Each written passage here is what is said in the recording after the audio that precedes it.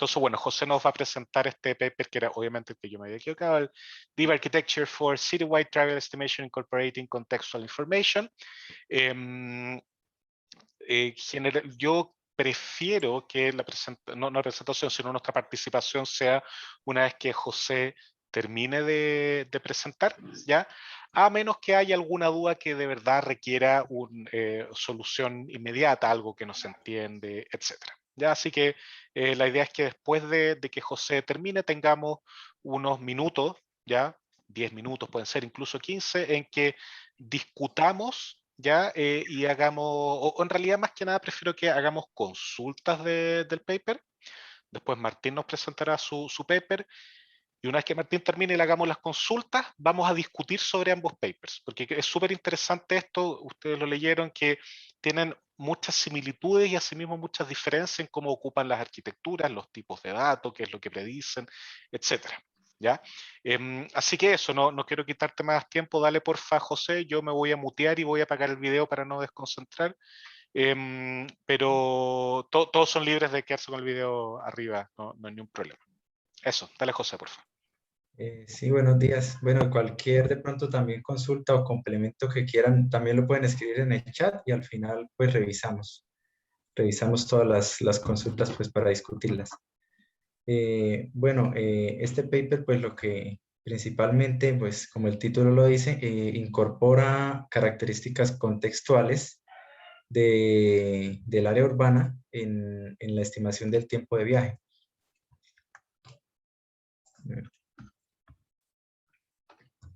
Bueno, entonces, ¿para qué es importante estimar el tiempo de viaje? Bueno, principalmente pues permite a los conductores el tema de tomar decisiones, tomar mejores decisiones para el tema de, digamos, de elegir sus rutas de un lugar a otro. Además de eso, pues también a la vez hace más eficiente el transporte urbano porque pues la gente va a buscar, digamos, dividirse por diferentes vías alternas y así la congestión puede bajar un poco. Bueno, el tiempo de viaje se ve principalmente afectado por ciertos atributos. Hay unos de tipo geográfico, otros de tipo contextual. También se ve afectado por segmentos vecinos, digamos vías que están cerca o están alrededor de el segmento que estamos analizando, y también la presencia de ruido en las señales, pues para estimar los tiempos. Entonces, el modelo propuesto tiene estas características principalmente incorpora. Principalmente, pues, incorpora atributos de tipo contextual, que es como uno de los aportes principales. También incorpora atributos de tipo geográfico. Toma en cuenta las vecindades, segmentos vecinos. Además de eso, pues tiene un codificador que pues se utiliza para bajar un poco el tema del ruido o aislarlo un poco. Esta parte de entrenamiento por capas, eso es, o sea, tiene que ver con Deep Learning, aprendizaje profundo. Entonces hay varias capas ocultas. Está la capa de entrada. La capa de entrada acá, bueno, acá en la imagen se puede ver en rojo. En Deep Learning tiene varias capas y tiene al final la de salida. ¿Sí? ¿Qué más de acá? Utiliza datos etiquetados y datos no etiquetados, que en este caso pues los datos no etiquetados son un poco más sencillos de conseguir y más económicos. Además de eso, las capas ocultas utilizan un aprendizaje no supervisado, y la última capa de salida utiliza un aprendizaje supervisado, lo que hace que sea un modelo semisupervisado. Entonces, lo que son atributos geográficos. Entonces, atributos geográficos son como, por ejemplo, la longitud del recorrido, que pues lógicamente afecta dependiendo pues la distancia. El número de carriles de la vía, dependiendo de si son 4, 5, 6 carriles. La máxima velocidad permitida de la vía también influye en el tiempo de viaje. La dirección de la vía es si es unidireccional, bidireccional, ese tema. El nivel de la vía, si es autopista, vías rápidas, vías lentas. ¿Qué es la tortuosidad? Bueno, la tortuosidad es, el concepto es, digamos, recorre cierta distancia. ¿Qué tan curvo es? Por ejemplo, acá como se puede ver en la imagen, puede haber, digamos, una distancia muy larga, pero entonces muchas curvas. Entonces eso influye mucho en el tiempo de viaje. La conexión, pues es el número de segmentos vecinos. Digamos, una vía no es igual, digamos, una autopista que no tiene vías, tantas vías alternas de entrada, como una vía de pronto que no es tan principal y que tiene otras vías de acceso, varias vías de acceso. Esto influye también. ¿Qué son los atributos contextuales? Esto es, digamos que un aporte muy importante de este paper. Incorpora todos estos atributos. Entonces, ¿qué son? Digamos, lo que son, digamos, escuelas en la vía, universidades, empresas, gimnasios, supermercados, zonas residenciales, de pronto estaciones del metro, paraderos de buses, hoteles. Todo este tipo digamos, son atributos de tipo contextual. Digamos que hay en la vía que de pronto puede aumentar el flujo de personas y pueda, digamos, aumentar el tiempo de viaje. Los bancos también entran acá en esta parte. Entonces, ya había mencionado un poco lo que es Deep Learning. Entonces, Deep Learning es que tiene varias capas ocultas. Entonces, se va entrenando por capas. Entonces, la primera capa, digamos, toma un conocimiento no tan profundo. O sea, es un poco básico. La siguiente capa toma en base la capa anterior para, digamos, entrenarse en un conocimiento un poco más avanzado y así hasta llegar a la capa de salida. Eso básicamente consiste, digamos, en esto de Deep Learning y pues es digamos, un método que funciona tanto para datos etiquetados como para datos no etiquetados. Entonces, una arquitectura profunda la utilizaron en este paper porque es adecuada para datos no etiquetados que son un poco más económicos de conseguir. Entonces, el algoritmo utilizado en este paper o en este trabajo fue el siguiente. Entonces, qué serían acá en este caso los G? Características de tipo geográfico, ¿sí? Y también las características C, que serían los atributos de tipo contextual, ¿sí? Entonces, como ahorita les mencioné, en este caso utilizaron 7 características de tipo geográfico y 11 características de tipo contextual, ¿sí? Entonces, lo que se hace es involucrarla acá, en esta ecuación. Bueno, antes de pasar a la siguiente, entonces M es el total de segmentos vecinos que se tomaron en cuenta. Entonces puede ser segmentos atrás del segmento en cuestión o después del segmento en cuestión. ¿Sí? Entonces el total sería M, tomando en cuenta los de antes y después del segmento. Entonces, en este caso, ¿cómo nos quedaría? Acá, bueno, ya lo he mencionado. M, la cantidad de segmentos. Y el tiempo de viaje, pues, es retroalimentándolo con esa información de los segmentos vecinos y de las características geográficas y contextuales. Entonces, bueno, ¿qué más? Acá importante, bueno, esto es un poco el esquema. Acá en la figura de abajo podemos ver, digamos, el segmento en análisis y podemos ver digamos que bueno, digamos que por decir, este sería el segmento objetivo, ¿sí? Entonces los segmentos vecinos o que pueden influir serían estos, en este caso, bueno, tres acá, o sea, 3 antes, 3 después, ¿sí? Entonces, esto impacta, ¿por qué? Porque dependiendo del tráfico que traigan todos esos, digamos, segmentos cercanos, influye también en el tráfico en el segmento objetivo y pues por lo tanto en el tiempo de viaje. ¿Qué más? Bueno, acá en esta imagen se puede ver un poco pues lo que mencionábamos de los atributos contextuales, que son como, por ejemplo, parques, sitios turísticos, escuelas, universidades, bancos, estaciones de gas, estaciones de transporte público, compañías y las zonas residenciales también son muy importantes aquí. Eh, Acá en esta imagen lo que se ve, a ver, corre un poco esto. O sea, tenemos la capa de entrada, tenemos la capa codificadora y la capa de codificadora. Entonces, con este sistema, lo que se estaba buscando era bajar el tema o sea, perdón, este es para el tema de los pesos, la capa, digamos, las capas ocultas, la capa de salida, capa de entrada.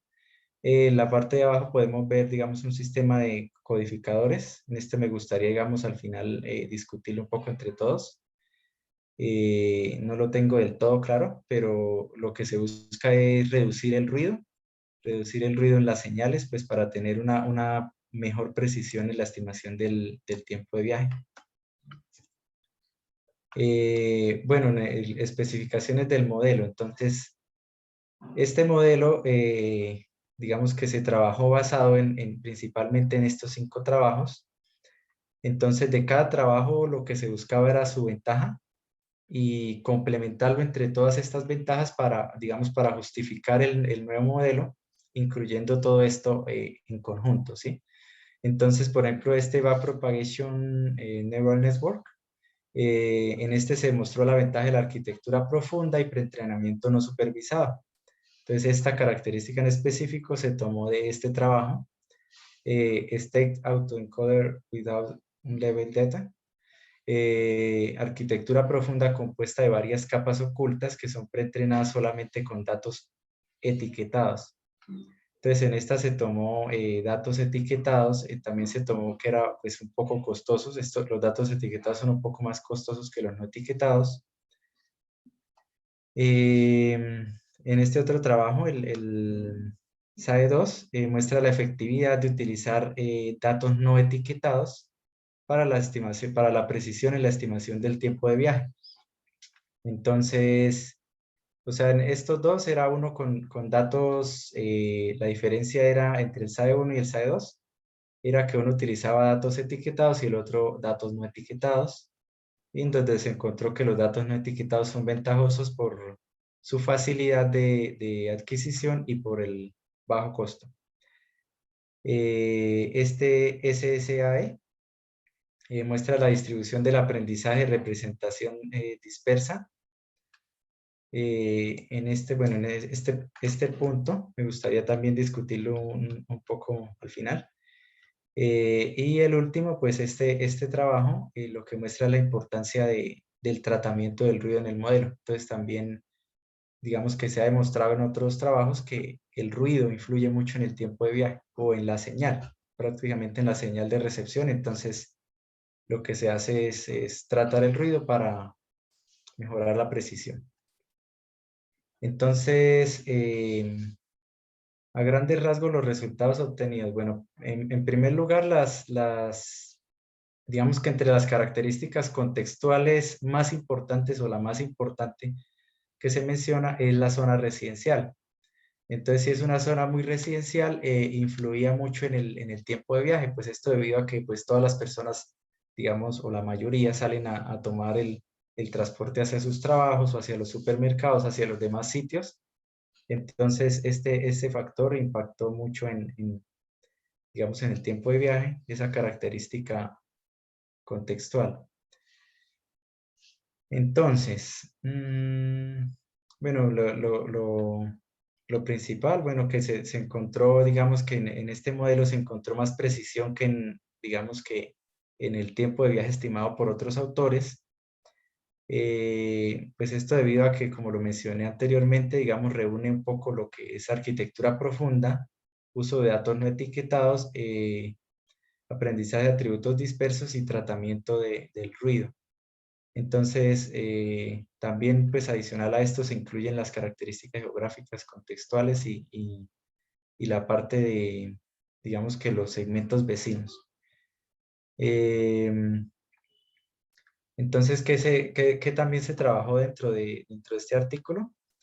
digamos que se tomaron diferente número de segmentos vecinos a ver cómo impactaba esto, incluyendo características contextuales y geográficas. Entonces acá digamos, hay características o hay atributos tanto geográficos como contextuales que pueden llegar a desmejorar la precisión del tiempo de viaje, pero en términos generales, entre más información se le dé al modelo, es mejor la precisión. Y pues, sí, en términos generales, pues es esto. ¿Sí? Conclusiones. Entonces, en el artículo se desarrolló pues mediante arquitectura profunda.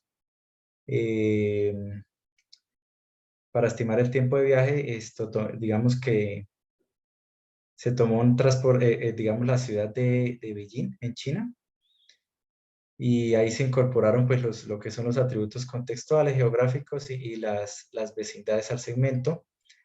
Como lo mencioné también durante la exposición, el modelo es semi-no supervisado. Esto quiere decir que pues en las capas ocultas se trabajó con un aprendizaje no supervisado y pues entrenamiento por capas, porque esa arquitectura profunda, y la capa final era aprendizaje supervisado. Digamos que como trabajo a futuro, lo que se propuso fue, digamos, ensamblar, digamos, varios modelos con diferentes hipótesis y pues así encontrar una mejor estimación del tiempo de viaje. Acá les puse, digamos, ya le pasé al profesor la presentación, les puse algunos enlaces de interés como para profundizar un poco. Me gustaría discutir un poco el tema de, bueno, datos etiquetados, datos no etiquetados, como estos temas que no son, digamos, tan comunes. Pero sin embargo, acá en estos tres enlaces hay un poco de información. Pues eso es todo lo que tenía preparado para ustedes. Muchas gracias.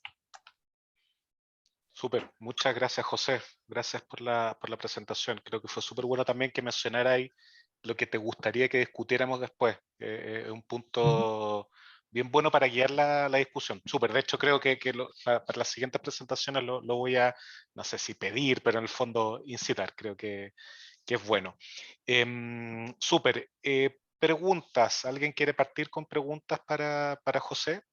Idealmente que sean preguntas más bien técnicas en el sentido de algo que no se entendió, etcétera, cosa de la discusión en sí, tenerla después de la presentación de Martín, teniendo los dos papers, cosa que podamos hacer una comparación más rica, ¿ya? No sé si alguien quiere hacer una pregunta. Andrés, dale tú, por favor. Eh, bueno, muchas gracias por la presentación. Quería preguntar, porque creo que tú también lo mencionaste y a mí me pasó cuando lo leí el paper, el tema este del tratamiento del ruido dentro de la red, porque yo no entendía muy bien si los datos venían con ruido y yo eso lo iba trabajando y cada vez como que existía un ruido que tenía que trabajar, o el modelo como que le iba insertando ruido en cada una de las capas y eso quizá ayuda también al overfitting y otras cosas. Eso me Bueno, pues interesa yo aclarar. acá, o sea, en lo que revisé, yo lo que tenía entendido es que o sea, le agregaron un sistema para tratar el ruido, ¿sí?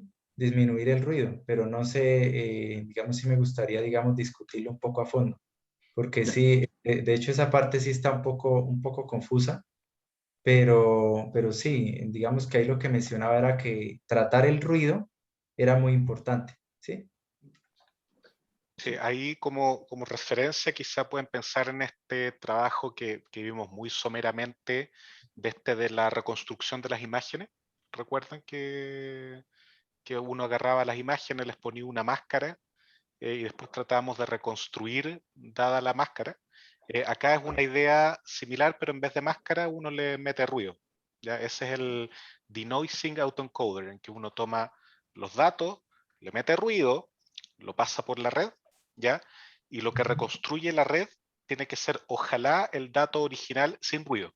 Y uno lo tiene porque uno agarró el dato y le metió ruido. Entonces esa es la idea, cosa que después, cuando uno le mete datos para hacer la predicción, esto sepa de cierta manera cómo quitar ruido. Entonces, el autoencoder lo que aprende no es solo a reconstruir el input, sino que a quitarle ruido al input y además de reconstruirlo. Esa es más o menos la idea de cómo lo hacen acá, y claro, como mencionaba bien José y Andrés también, no va muy en detalle en el paper en describirlo, porque es una técnica conocida de antes en el fondo, el denoising autoencoder, entonces ellos lo mencionan nomás, similar a lo del sparse autoencoder también que lo mencionan, que es una técnica establecida más o menos en que en el fondo tratan de que las activaciones, no, mejor dicho de otra manera, cada neurona ojalá se active poco, de ahí viene lo sparse, lo de disperso. Entonces, ¿cómo lo hacen? Le meten un término a la reconstrucción, le meten otro término, que es la divergencia de Kullback-Leibniz, que trata de... Esa divergencia mide la diferencia entre dos distribuciones de probabilidad, ¿ya? Y lo que está haciendo acá es que ellos ponen una distribución que es la deseada, que cada neurona se active, no sé, el 5% de las veces o algo por el estilo, y eso lo comparan con la distribución empírica, ¿ya? Y lo que hacen es castigar cuántos se diferencian.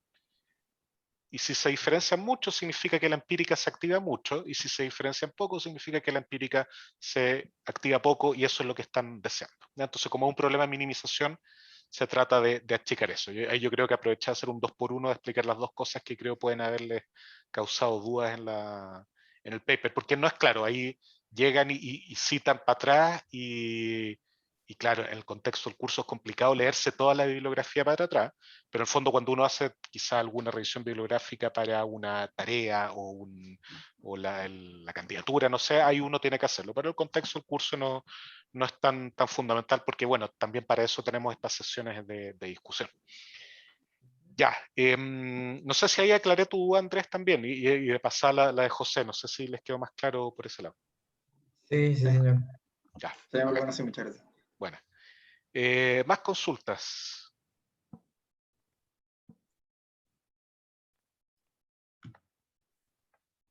Nada al parecer. Me quieren dejar a mí solo el rol de inquisidor. No me Quería queda... preguntar algo. Perdón, perdón. Sí. Perdón, dale. No, yo tenía una duda con respecto al paper en sí, que en algún momento el autor menciona que deja los semáforos afuera de la información contextual, y creo que es bastante importante como por o sea, el cambio en programaciones de semáforo pueden implicar grandes cambios en tiempo de los viajes. Entonces, no sé si en tu opinión eso está bien que lo dejara fuera, o cambiaría los resultados del autor al incluirlo. No lo sé. Pues o sea, yo pienso que sí, sí tiene, digamos que su impacto, pero digamos que, pues la semaforización, digamos, es algo como, pongámosle, como que dijera yo, o sea, como que están distribuidos por por todos los segmentos, ¿no? O sea, dentro de un área urbana, digamos que, o sea, sí puede llegar a impactar, pero digamos que probablemente no tenga tanta relevancia como, digamos, el volumen de personas que se muevan, ¿sí? Yo intuyo también que la apuesta de los autores fue que todo el resto de la información que estáis recolectando va a capturar un poco esto de la semaforización. Yo creo que va por ahí, y también imagino que se dieron cuenta que codificar la información de la semaforización de alguna manera es peludo, no es fácil. Entonces ellos dijeron ya, hand waving y listo. Pero yo creo que un tema, Jaime, yo creo que uno podría pensar en incluir eso y eventualmente podría dar mejores resultados. Ahora, también hay que ver, y acá es un poco el que quizá hicieron cherry picking, de que ellos lo hacen en este set de datos en China, no hay mayor información de cómo es la distribución, si había semáforo, no había semáforo, etcétera. Entonces, ahí yo creo que es un tema importante que uno le puede hacer doble clic para mejorar o para plantear dudas de cómo se hizo. Yo creo que un tema bien relevante, Jaime. Bueno, Súper. Estaba Felipe que iba a preguntar algo, y después le damos la palabra a Martín. Sí, a mí, en la lámina que estaba antes, la de los capas que tenía el modelo, y creo que lo dijiste, pero no, en la otra, o sea, en las distintas redes neuronales que está usando. Acá. ¿Cuál sería? ¿Qué número? Eh, Creo que la penúltima, Creo que es cuando mencionas justo la que pasaste recién, antepenúltima. la de Backpropagation Neural Network, yo creo que es ¿Esa? Sí, esa, la 10. Ahora sí, cuéntame la duda. esos son los modelos con los que se comparó, ¿cierto? Digamos que fue, ellos lo que tomaron fue esta bibliografía, estos modelos, digamos, cada uno de estos modelos lo que hicieron fue sacar pues sus ventajas. Entonces, de Ah, pronto, ya, ya. lo del tema del ruido, por ejemplo, en el último, que es donde menciona que, digamos, que sacaron lo que es la importancia del ruido en la estimación del tiempo de viaje, entonces probablemente si estudiamos a fondo ese artículo, probablemente haya un poco más o sea, se amplía un poco más la información respecto a ese punto. Para complementar un poco lo que dice José, ellos, además de sacar lo mejor de estos trabajos, esta arquitectura, la implementaron y las compararon y vieron, validaron la hipótesis de que su enfoque era mejor que todas estas cosas. Ahora, esos números, y yo creo que eso fue algo bastante bueno en tu presentación, José, que no pusiste esos números, y me parece bien, puede sonar medio contraintuitivo, pero me parece bien porque eran demasiados números y eran como unas diferencias muy chicas y como que no entregaba mayor información. Y creo que era más relevante lo que tú discutiste de cuáles son los elementos que más impactan. Yo creo que fue bastante bueno de hacer esa selección de cuáles eran las cosas relevantes. Súper. Martín, dale porfa tú. Listo. Gracias.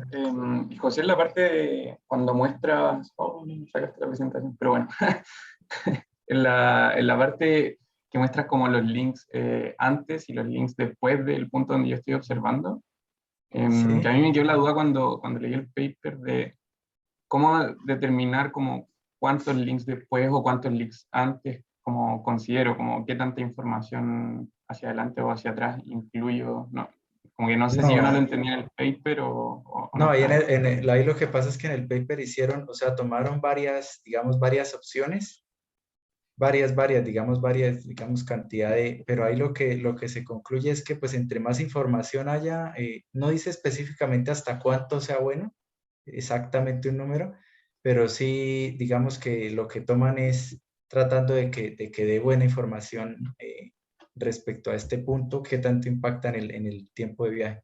Pero sí, ellos variaron ese número. O sea, desde 1, 2 hasta, creo que fue hasta 4. 4 atrás, 4 adelante. Gracias. ¿No? Súper. ¿Hay alguna otra consulta? Pareciera ser que no. Ya. Bueno, muchas gracias nuevamente, José, por la presentación.